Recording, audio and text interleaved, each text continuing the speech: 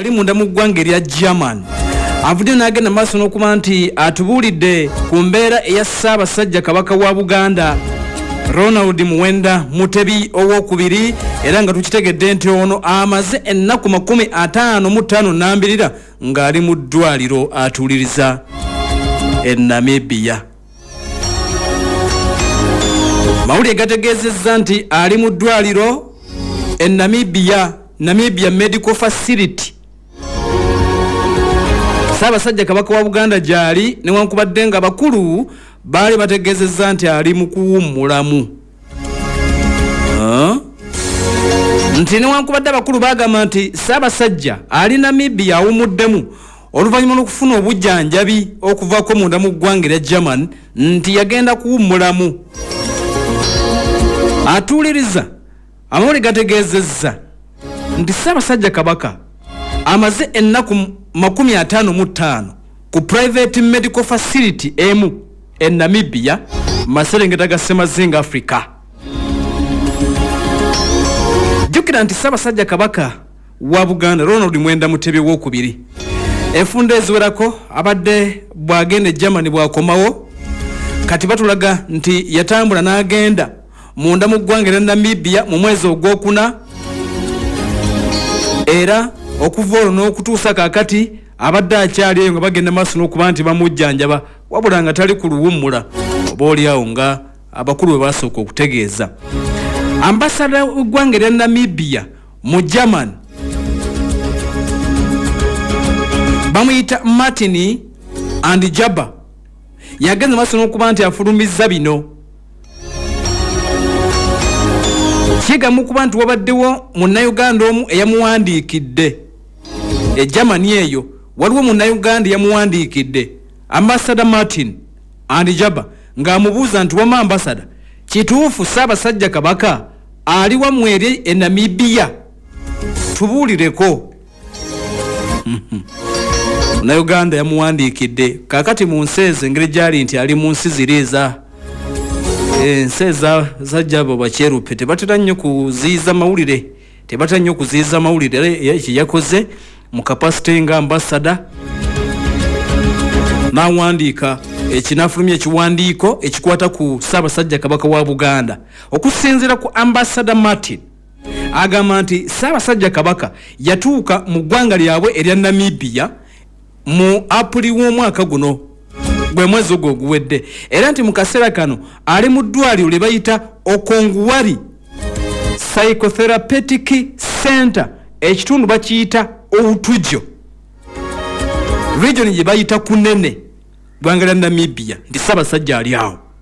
Kusinza ku ambasada byenkubuulira si bya babloga, si bya baana ba social media, si bya TikTok, wabula bigambo bya ambasada byatadde mu kiwandiiko kyafulumizza.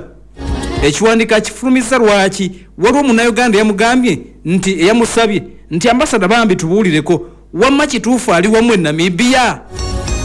Ambasada n'afulumya ekiwandiiko n'agamba nti ali ku ddwaliro lye bayita Okongwari Psychotherapeutic Center, kitundu bakiyita Obutujo region bagiyita Kunene.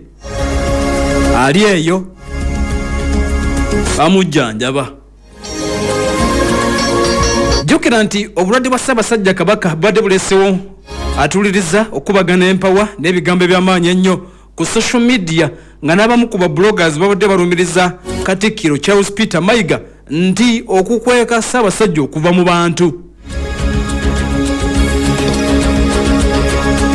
Atuuliriza omwezi guno gwennyini gwe tugenda maaso n'okweka nti tumalako, Katikkiro Charles Peter Mayiga yavaayo n'agenda maaso n'okuba nti ategeeza Obuganda, n'agamba nti Kabaka akyali bweru wa ggwanga, era akyagenda maaso n'okuba nti afuna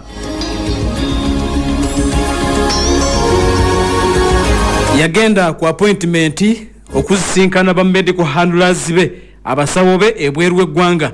Katikkiro n'ategeeza nti Ssaabasajja ajja kukomawo singa abasawo banaba bakakasizza nti ali bulungi omuseebula. Kakati ne tugendako e Namibia okwongera okwetegereza ekifo kino. Kigambibwa okuba nti ekifo kino kitudde ku hectare, eddwaliro lino litudde ku hectare 50,000 Okonguwari Psychotherapeutic Center. Era nti mu ggwanga lya Namibia balina enkola yaabwe gye bakozesa gye bayita Okonguwari method of treatment. Enkola yaabwe gye bakozesa kakati bano mu nkola eyo eya Okonguwari, enkola y'Abanamibia eyitibwa Okonguwari, bagamba nti bagiyitamu okujjanjaba kye bayita depressive disorders, anxiety related disorders, ne bajjanjaba post traumatic stress disorders PTSD. Era nti bano bakafunu nnyo mu kujjanjaba stress oba mu kujjanjaba oba omukola kye bayita stress management. Omuntu nga ali stressed bwongo nga tebuli wamu basobola okumujjanjaba. Era balina ne kye bayita somatoform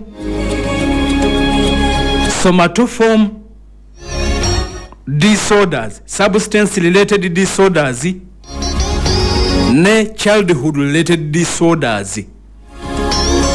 Kati bw'oba owulidde ebintu ebyo mu lulimi olusawo bw'oba ogezaako bivuno kitegeeza nti bakafulu nnyo bano mu kubudaabuda n'omuntu alina stress, omulwadde ng'ekisinga omutawaanya ki. Kakati atuuliriza muli gategeezeza okusinza ku ambassador nti ali ejo bagenda maaso n'okuba nti bamujjanjabira. Ssaabasajja Kabaka ono yakoma okulabikako